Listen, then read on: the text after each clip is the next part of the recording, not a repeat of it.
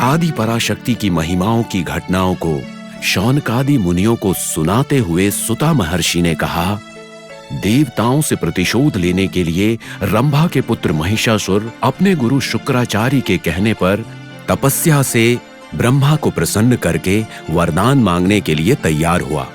मेरु पर्वतराज के दिखाए एकनाथ मंदिर में तपस्या करने का निश्चय किया, परंतु नारद मुनि ने कहा कि ये बहुत ही कठिन कार्य है। उन्होंने उससे कहा कि उसे किसी मानव के हाथों न मरने का वरदान मांगना चाहिए। महिषासुर ने तपस्या प्रारंभ की।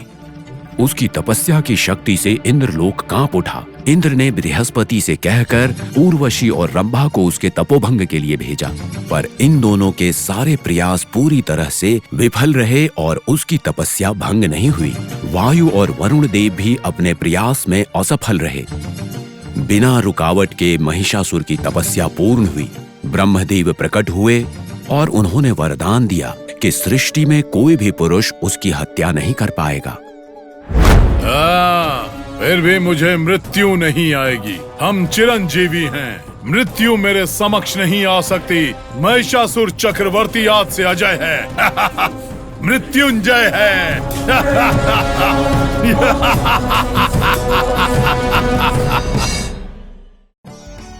नारायण। नारायण। प्रणाम नारद मुनि, आपका बहुत बहुत स्वागत है। शुभमस्तु। आसन ग्रहण कीजिए। आपका आना मेरे लिए आश्चर्य है। क्या कहा आश्चर्य? किस बात का आश्चर्य दानवेंद्र? आमंत्रित ना होने के पश्चात भी आप बिना आज्ञा कहीं भी जा सकते हैं, पर मेरे लिए अनुमति मांग रहे हैं। चमत्कार हो गया नारद। इसमें चमत्कार की क्या बात है दानवराज? जिस महिषासुर को मैं जानता था वो तो सिर्फ एक दानव वीर थे, लेकिन वरदान पाने वाला ये महिषासुर एक सामान्य वीर नहीं, सर्वशक्ति संपन्न है। अगर एक तरह से देखा जाए तो मृत्यु को जीतने वाला महावीर है। एक तरह से नहीं नारद, हर तरह से, हर रूप में ये महिषासुर मृत्युंजय है। इसमें कोई शक है बंधु?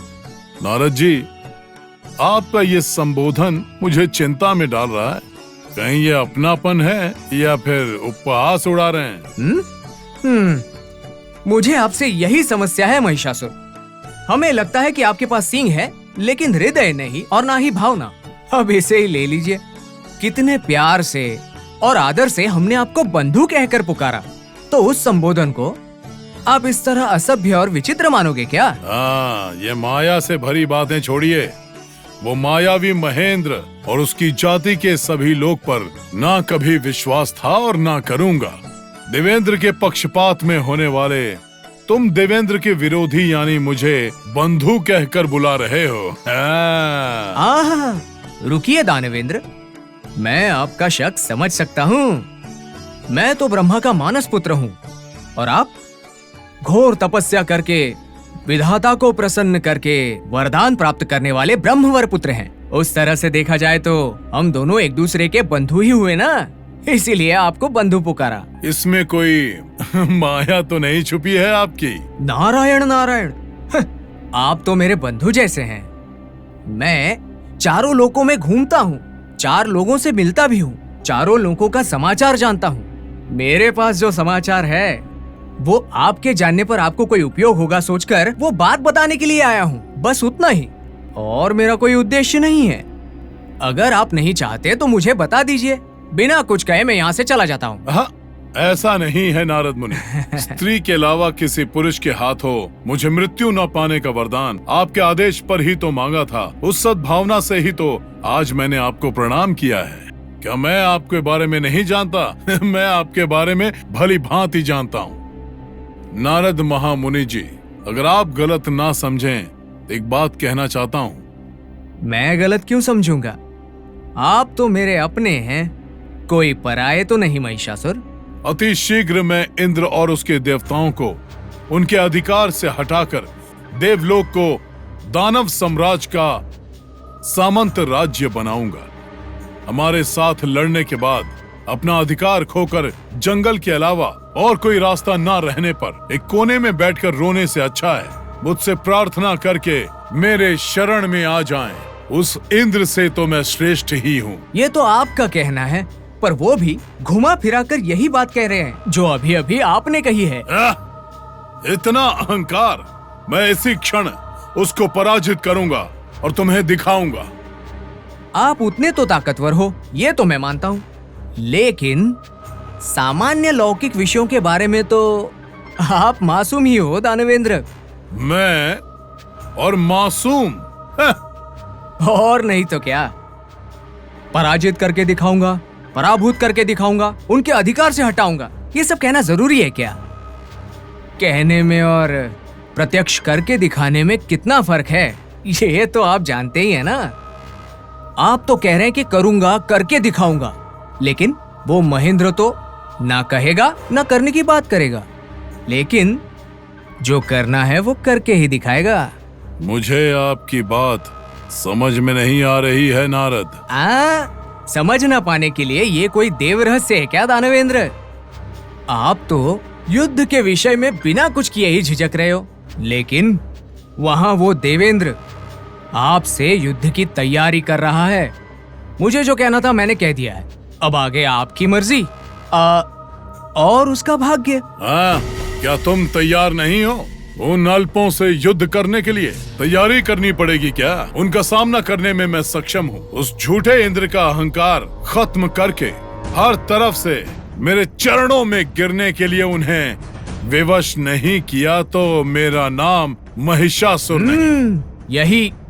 यही एक दानववीर के लक्षण हैं। विजयोस्तु महिषा राजा, दिग्विजयोस्तु। मुनींद्र, ये आप क्या कह रहे हैं? क्या सभी देवताओं के राजा अमरेंद्र के प्राण संकट में हैं? वो तो अमित पराक्रमी हैं, वज्र युद्ध संपन्न। देवेंद्र के प्राणों की रक्षा करनी है, ये आप क्या कह रहे हैं? मैं सच कह रहा हूँ माता। आपके पति भले ही वज्र युद्ध के संपन्न हैं, सभी देवताओं के राजा हैं, अष्टदिक्पालकों के अधिपति हैं और सर्वशक्तिमान हैं, पर एक निसहायक वीर की तरह, एक शौर्य के खोए हुए देवता की तरह युद्ध में पराजित होने का समय आ चुका है। आप सच कह रहा हूं देवी। आपके मन में चल रहे हर सवाल का मेरे पास एक ही जवाब है। जाने अनजाने में आपके पति के द्वारा की गई गलतियों का परिणाम भुगतने का समय अब आ चुका है। महर्षि, आप त्रिकालक हो, हमारा श्रेयोभिलाष हो। बिना क्रोधित हुए इस घटना का आप समाधान करें महर्षि। क्या बताऊं माता, हमेशा की तरह आपके पति ने तपस्या कर रहे रंभ और करंभ नाम के असुरों को अपनी चाल चलाकर मार डाला। उस रंभ का पुत्र ही महिषासुर है। अपने पिताजी और चाचा जी के मृत्यु की वजह बनने वाले महेंद्र को मारने के लिए मुनींद्र। हाँ माता, इसीलिए उसने घोर तपस्या की है। विधाता के वरदान से अब वो किसी से न हारने वाला अपराजेय है, मृत्यु को जीतने वाला मृत्युंजय है। वो एक असुर को अमरता का वरदान, ये संभव नहीं। उसे किसी भी पुरुष के हाथों मृत्यु ना पाने का वरदान मिला है। महिषासुर वास्तव में कामरूप है। वरदान पाने के अहंकार से देवेंद्र को हराने के लिए सभी राक्षसों को इकट्ठा करके युद्ध की तैयारी कर रहा है। क्या आने वाली विपदा का देवेंद्र को पता नहीं है मुनींद्र? पता भी है तो अब हमारे हाथों में कुछ भी नहीं है। अब वो राक्षस राज बहुत ही क्रोधित हो चुका है। शुक्राचार्य की सलाह को मानकर समझौता करने के लिए एक दूत को भेजा भी था, किंतु संधि विफल हो गई। समझौता सफल होता अगर महेंद्र ने उन्हें एक और मौका दिया होता। जो भी हो, देवेंद्र का बर्ताव देव जाति का अपमान है और शर्म की बात है। आप तो हमेशा देवेंद्र की प्रशंसा करते हैं, परंतु आज उनके व्यवहार की निंदा। जब प्रशंसा करने की परिस्थिति नहीं है तो दूषित ही करना पड़ेगा ना, और नहीं तो क्या। जिस तरह भरी सभा में महेंद्र ने उस दूत का अवमान किया था, उससे किसी को भी गुस्सा आएगा। महेंद्र के इस विश्वासघात की वजह से क्रोधित महिषासुर इस अपमान को सहन कर पाएगा? अभी आप ही बताइए मुझे। देवेंद्र के इस बर्ताव की वजह से समस्त देव जाति, उनकी प्रतिष्ठा अब संकट में है। इस समस्या का कोई उपाय नहीं है मुनींद्र? उपाय तो है माता। आपने बहुत अच्छी बात कही नारद मुनि। इस विपत्ति के निवारण के लिए अब आप ही हमें कोई उपाय बताएं। अवश्य, जरूर बताऊंगा। मेरी सलाह को अमल करने पर सिर्फ आपको ही नहीं, समस्त देव जाति को इस आने वाली विपत्ति से मुक्ति मिल जाएगी। मैं आपकी आज्ञा का पूरी तरह से पालन करूंगी। इस विपत्ति से बाहर निकलने के लिए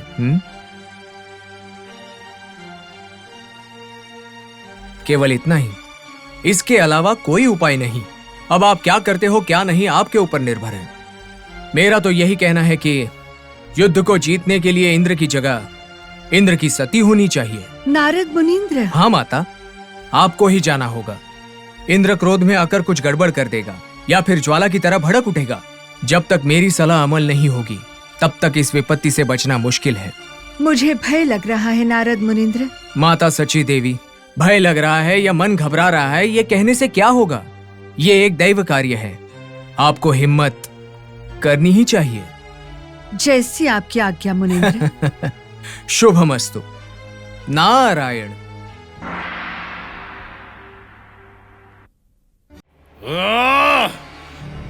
धिक्कार है, हार है ये। उस अत्यंत अहंकार से भरे हुए संदेश को मुझे जवाब देना है। अब तक उसको मानव समझता था, पर आज तय हुआ कि वो एक जानवर है। ये जानते हुए कि मैं अविकल हूँ, सर्वगुण संपन्न हूँ, ब्रह्मदत्त वरदान पा चुका हूँ, ये जानकर भी इस असुरेंद्र की मृत्यु का अपमान करने का साहस किया है। इतना साहस, इतना अहंकार, इतना घमंड। वो ढोंगी देवेंद्र मेरी शक्ति को नहीं जानता। वो शक्तिहीन इस महिषासुर का अपमान करेगा। मैंने मानव रूप धारण किया है तो वो मेरा अपमान करेगा। ये अति भयंकर महिषासुर की शक्तियों को पशु बल बुलाकर मेरा अपमान कर रहा है। देवेंद्र मायावी, आज से तेरा अंत शुरू हो रहा है। अपनी अंतिम श्वासें गिनना शुरू कर दे। अमरावती में देवेंद्र की उपस्थिति में आपका डर उचित नहीं है देवी। ये हमारे पद का अवमान है। दूध का अवमान करने की वजह से हमें महिष को आगे। हाँ, और भी क्या देवी। हाँ देवी, उस महिषासुर की मृत्यु हमारे ही हाथों लिखी है, इसलिए वो देवताओं से युद्ध करने पर तुला है। उन्हें वर प्राप्त है। उसे वर प्राप्त हुआ है। उस महिषासुर के हमारे वज्र से टुकड़े टुकड़े करके मगरमच्छ को खिला दूंगा।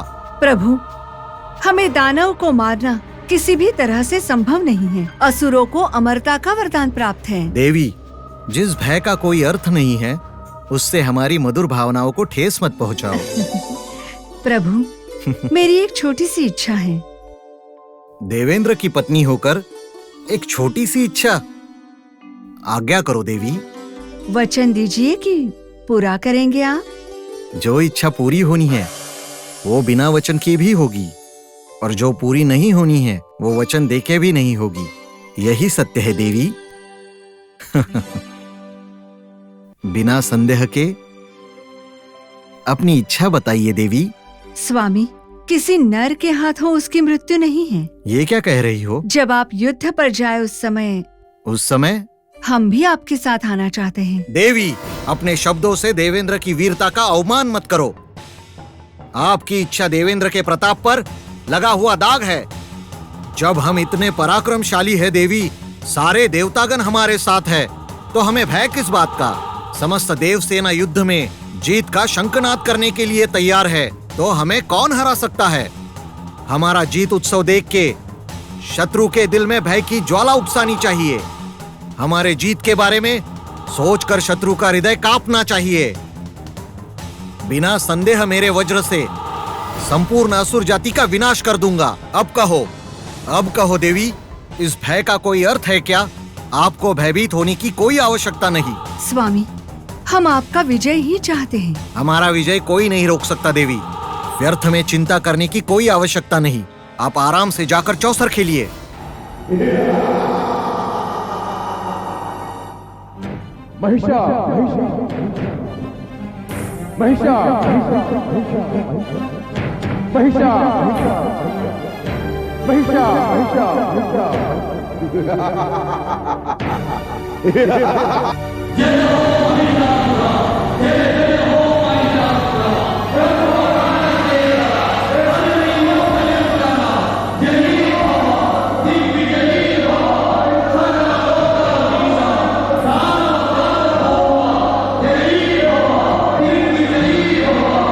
ब्रह्मदत्त वर प्रसाद लब्ध विजया तपोबला जय हो महिषासुरा जय हो दिग्विजय हो असुर शत्रु भयंकरा अमरावती नाद गर्वापहरा जय हो महिषासुरा जय हो दिग्विजय हो जय हो महिषासुरा जय हो जय जय हो दिग्विजय हो महिषासुरा जय हो जय जय हो। गुरुदेव को मेरा प्रणाम।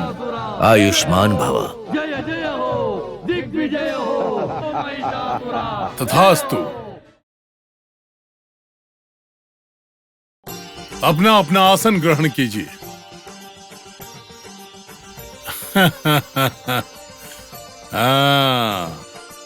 दंडक कर्ता, सेनाधिपति, आप केवल इस असुर राज्य के नहीं समस्त लोकों को भी दंडनाथ कर सकते हो। सर्व लोकों पर जीत पाने के इस शुभ मुहूर्त पर हर एक लोक में महिषासुर का पालन करने के लिए, मेरी रक्षा करने के लिए, मेरे लोक का प्रतिनिधित्व करने के लिए आपको नियमित करता हूँ।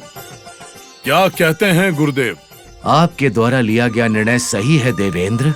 विराट को गरुड़ा और गंधर्व लोक में, सक्ष को किन्नर और किमपुरुष लोक में, असलोम को सिद्ध और सध्य लोक में हमारे प्रतिनिधि होने के नाते उस लोकों के पालक की तरह नियमित किए गए हैं। अब इंद्र लोक के साथ साथ उध्व लोक सभी मेरे नियमों का पालन अवश्य करेंगे। महावीर तम्रासुर, आपकी खामोशी का कारण? सम्राट, समस्त लोकों के ऊपर जीत पाने वाले आप, आपके स्मरण की जगह समस्त लोकों में ऋषि और मुनि अभी भी शिव और विष्णु का ही स्मरण कर रहे हैं, त्रिमूर्तियों के नाम की ही तपस्या कर रहे हैं प्रभु। ऐसा क्या? कितनी भी हिंसा करें, त्रिमूर्तियों का ही स्मरण कर रहे हैं प्रभु। आश्रम को क्षति पहुंचाने पर या यज्ञ भंग करने पर ये ऋषि मुनि उन त्रिमूर्ति को ही याद कर रहे हैं प्रभु। ओहो, चाहे हमारे प्राण चले जाएं, चाहे हमें कितने भी कष्ट दे लो, हम त्रिमूर्तियों के अलावा किसी और का जाप कदापि नहीं करेंगे। जब तीनों लोकों के रक्षक हमारी रक्षा के लिए तैयार हैं, तो किसी और रक्षक की क्या आवश्यकता, ऐसा कहकर अवमान कर रहे हैं आप। जब आपने मृत्यु को जीत लिया है, तो आप उन त्रिमूर्ति को भी जीतेंगे। तब तक हमें इन्हें सबक सिखाना होगा। त्रिमूर्तियों से जीतना? महिषासुर, क्रोध से भरकर बिना सोचे ही इन दलपतियों की बातें अर्थविहीन है महिषासुर। वो तीनों उन सभी के रक्षक हैं। वो त्रिमूर्ति मुनियों के देवता हैं। अच्छा। हाँ, दानवीर, अब आपका आक्रमण मुनि के आश्रम पर नहीं, तीनों लोक पर होना चाहिए। जिन त्रिमूर्ति के प्राण को रक्षक मान रहे हैं, जिन त्रिमूर्ति को रचयिता माना जा रहा है, जिनके गुणगान को मुनि भी गाए जा रहे हैं, उन्हें हराए बिना जीत नहीं। असंभव। सेनाधिपति, कैलाश का अंत करके उन ऋषि मुनियों को वहां से भगा दो। दंडनाथ, वैकुंठ पर आक्रमण करके क्षीर सागर को आंसू की सागर बना दो। और अब हमारे वरदाता, क्या कहते हैं उसे, नचंभ विधाता, उनको युद्ध में हराकर किसी को वरदान ना देने के लायक बना दो। दानवीर का युद्ध खत्म होने के बाद उन तीनों लोकों के ऊपर जीत पाना है। इस महिषासुर के जीत का गुणगान पूरे समस्त लोक में सुनाई देना चाहिए। उन त्रिमूर्तियों को बलहीन करना है। परंतु उसका परिणाम क्या होगा? उसका परिणाम होगा मेरा एकाधिकार गुरुदेव। दानवेंद्र, चाहे जो भी हो, त्रिमूर्तियों से युद्ध करना हमारे लिए शेष नहीं है। माफ कीजिए गुरुदेव, कहना नहीं चाहता, लेकिन आप कायर की भाषा बोल रहे हैं। नहीं देवेंद्र, अतीत में जो भी हुआ उससे मिली सीख के द्वारा ये सत्य वचन है। गुरुदेव, भले ही आप भाषण दीजिए, लेकिन मेरा निर्णय नहीं बदलेगा। बेटा महिषासुर, ये साध्य हो या असाध्य हो, तुम्हारी अभिष्ट पूरी होने के लिए प्रार्थना करने के अलावा मैं कुछ भी नहीं कर सकता। तुम्हें जो उचित लगे करो। आयुष्मान भव। असुर वीरों, अब त्रिमूर्तियों को किसी भी लोक में पूजना नहीं चाहिए। मूर्तियां नहीं होनी चाहिए, न नाम और ना ही रूप। अब से एक ही नाम होगा, एक ही शासन होगा, एक ही योजना होगी, और वो सिर्फ एक ही होगा। महिषासुर का शासन। असुर वीरों, अब शीघ्र ही युद्ध की वीणा बजा दो, युद्ध के शंख को भर दो, प्रलय भयंकर निनाद लगाओ।